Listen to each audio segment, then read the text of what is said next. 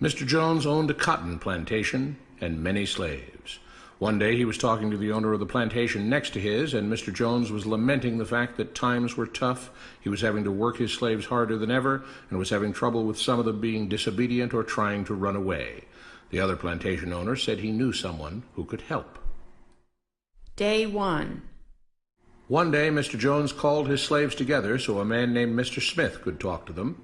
Before beginning, Mr. Smith whispered to Mr. Jones, "Whatever I say, do not contradict me or interfere, and I promise you your slave troubles will end." "My name is Mr. Smith," he said to the slaves, "and this may be the happiest day of your lives. From today forward you will no longer be slaves, but free men." Mr. Jones was so shocked he started to step forward, but Mr. Smith gestured for him to remain silent. He did, only because the other plantation owner had spoken so highly of Mr. Smith's skills. "You are no longer the property of Mr. Jones," Mr. Smith continued. "You are free. No more would you be forced to labor for the benefit of Mr. Jones. Now you can work for yourselves." Now the slaves were all murmuring and looking at each other. Many were smiling, many were looking puzzled. "In fact, you are now free to leave the plantation whenever you want," Mr. Smith said. "However, since we are surrounded by other plantations, if you leave, some other plantation owner will likely claim you as his own the moment you set foot on his property. So I urge you not to risk your newfound freedom by doing something so foolish. Instead, I suggest that you stay here, no longer as slaves, but as willing participants and part owners of this plantation. Yes, this is now your plantation." Mr. Jones bit his tongue to keep from objecting. "For now, we might as well leave Mr. Jones in charge," said Mr. Smith, "since he is the only one with any experience at running a plantation, which is quite a complicated thing to manage. But he will no longer be your master, but just another worker on the plantation. In fact, he will now be using his organizational and management skills to serve you. Whatever problems you may have had with him before, you are now all equals, and you need each other to make this work. If we all cooperate and work together, we can all reap the benefits together. In honor of this happy occasion, I present you this new symbol of togetherness and cooperation, this flag, which shall be the emblem of the new, free Jones plantation." He held up the new flag, but most of those listening were still too amazed to respond. "And this shall be our motto," Mr. Smith announced. "We work together as free men for our mutual benefit, pledging our allegiance to the Jones plantation, which stands for prosperity, liberty, and justice for all. To celebrate, everyone has the rest of the day off. Enjoy your freedom, do as you please, and be back here tomorrow morning, bright and early, so that we may begin work on this great and noble new endeavor as equal free men." Finally convinced that Mr. Smith was serious, the former slaves applauded and cheered. Day 2. "We all want this plantation to do well," Mr. Smith said at the beginning of the next meeting, "so we can all share in the benefits. We all know that it takes a lot of effort to make a cotton plantation work. Just because you're all free doesn't mean you can stop working. In fact, since you're now working for yourselves, I expect you to work even harder than ever before, but now with pride and joy, knowing that you're working for yourselves. Of course, there still have to be rules.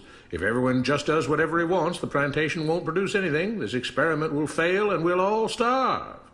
You should be thankful that Mr. Jones has agreed to stay on to lend his knowledge and skills to this endeavor, and I trust you will all do your own part to make this work. Several of you have been chosen to act as project supervisors to manage different aspects of the operation, to make sure everyone is doing his assigned job, to make sure that the rules are followed, and so on. The rest of you may head out to the fields to start your first day of work as free men." Day 3. The next morning, Mr. Smith had a grim expression on his face as the daily meeting began. "I have an unpleasant duty to do today," he said. "Yesterday, Charles was caught keeping some of the cotton he picked, presumably to sell for his own personal profit. That is against the rules. That is stealing. For that, Charles must be punished." 2 men tied Charles to the whipping post. "I take no joy in this," Mr. Smith continued, "but you must understand, if we do not maintain order, if we do not have rules that we all abide by, then the plantation will fail, and we will all suffer." The whip cracked against Charles' back. "But if we all pitch in for the common good, then we can all prosper. Being free doesn't mean you should be selfish and greedy. We must each do our assigned duties and obey the rules, and then we can all benefit, and each of you will receive your appropriate share of the profits." A young man named Samuel stepped forward. "But if you and Mr. Jones decide the rules and whip us if we disobey, how is that any different from what we had before?" "How can you say that?" Mr. Smith asked. "I'm shocked. You were a slave before, and now you're free. Things still need to be managed and organized by those best qualified to do so. Do you know how to run a plantation, Samuel?" "Well, no," he answered. "But if we're free, why do we get no say in what the rules are and how things work?" "I'm surprised at your ingratitude," Mr. Smith answered. "None of you know how a plantation is run, so you're in no position to be making decisions about how things are done here. You don't seem to appreciate all the things that Mr. Jones provides for you, from protecting you from all the outside threats that you know nothing about, those who would come here, capture and enslave you if not for Mr. Jones' protection, to making sure that you all have food and housing, tools to work with, that you're cared for when sick and injured, and so on. There wouldn't be a plantation at all, no cotton to pick, no land to plant and harvest, if not for him. You should be grateful that he's made possible the level of comfort you now have. Your lives would be far worse if not for him. Nevertheless, as free and equal participants in this endeavor, from now on at each meeting, any worker may have 2 minutes to ask questions or voice suggestions or complaints." With that, the workers all seemed satisfied and headed out again to the fields to pick the cotton. Day 4. "I have a big announcement," Mr. Smith said as the daily meeting began. "Mr. Jones' cousin is here, and not just to visit and see how our project is coming along. It has been decided that from now on you will be deciding who will manage the plantation. Of course, this job can't be done by just anyone, but every 3 months we will have a special meeting at which all the workers will vote on whether we think Mr. Jones should run the plantation or whether we think his cousin, Mr. Johnson, should run the plantation. That means that ultimately you are in charge, because you will be deciding which man you want running things on your behalf.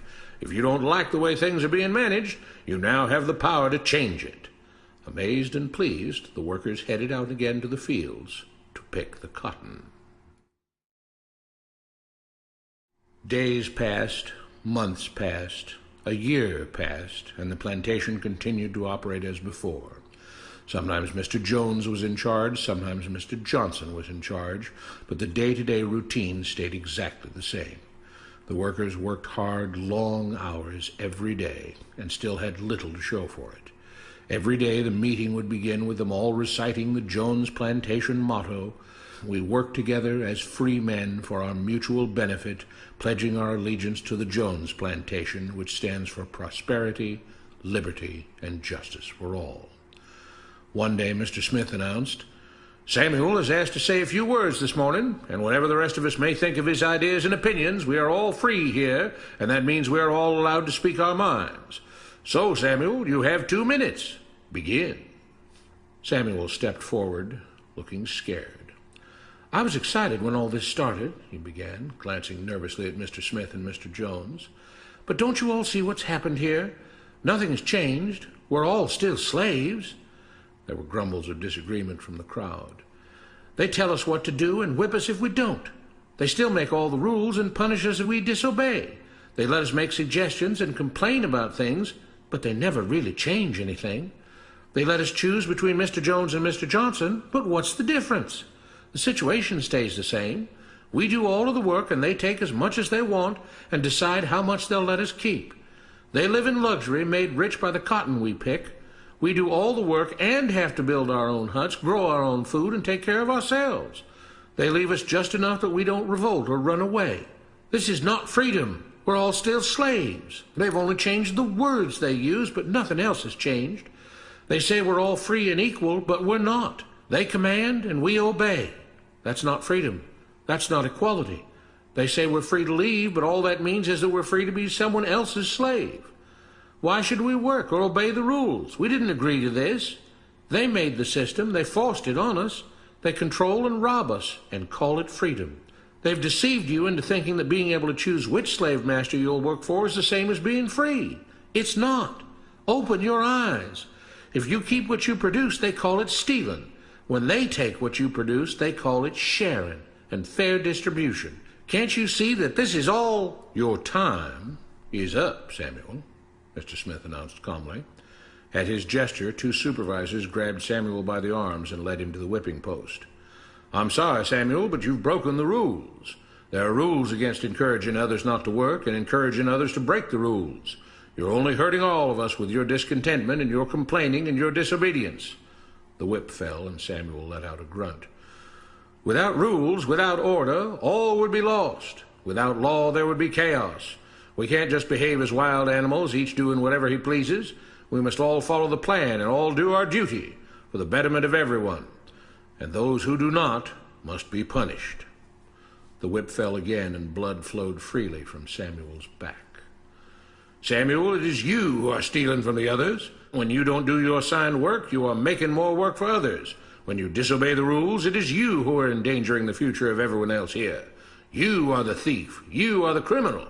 You are the one trying to destroy the arrangement that keeps us all safe and prosperous. At every lash of the whip, the other workers cheered louder and louder, some yelling curses at Samuel. Being spoiled and selfish, you complain about everything, talking as if you're oppressed. But you are the one ruining things. You are the one keeping us from being all we could be. It is your greed and your rebelliousness that is hurting all of us. They all play by the rules, Mr. Smith said, gesturing at the others. What makes you think that you don't have to? You think you're above the law? There were loud yells of agreement as the whip fell again. We must maintain order, Mr. Smith proclaimed, to make this plantation great, to make it so that we can all be happy and prosperous. To have the society we want, there have to be rules. We all have to contribute our fair share to this great endeavor, and we cannot tolerate actions and attitudes that seek to undermine the amazing things that together as free men we have achieved and will continue to achieve. Mr. Jones was smiling as he gave Mr. Smith a pat on the back. The crowd was cheering so loudly that none of them had noticed that Samuel had died.